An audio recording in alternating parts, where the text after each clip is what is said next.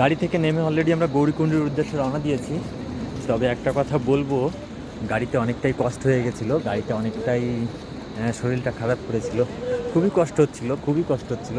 কারণ যেহেতু আমি ফার্স্ট টাইম, আমার আমার জীবনের ফার্স্ট টাইম কোনো একটা পথ, আমি এত দুর্গম পথ, এতটা পথ আমি পাহাড়ে চড়াই করেছি, যেটা আসলে বলার কথা নয়। সেটার জন্য আমার খুবই শরীরটা খুবই খারাপ করেছিল গাড়িতে।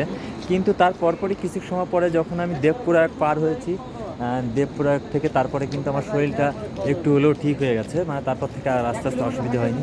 সবই মহাদেবের ইচ্ছা ছিল বলেই আমি খুব করে আজকে মহাদেবকে ডেকেছি। আমার যখন শরীরটা খারাপ করছিল, আমার খুব কষ্ট হচ্ছিল, খুব কষ্ট হচ্ছিল, তখন আমি মহাদেবকে শুধু একটাই কথা বলছিলাম যে আজকে মহাদেব আমি কোথায় এসেছি তোমার সঙ্গে, আজকে শুধুমাত্র তোমার দর্শন করার জন্য।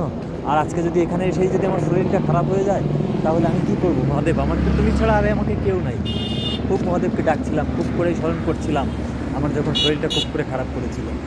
এতটাই কষ্ট হচ্ছিল যেটা আসলে বলার নয়। যাই হোক, এখন মোটামুটি সুস্থ আছি, ভালো আছি, কোনো সমস্যা নেই। ভগবানের অশেষ কৃপায় আমি এখন সম্পূর্ণ আমাদের একটু নিচের ভিউটা একবার দেখাই।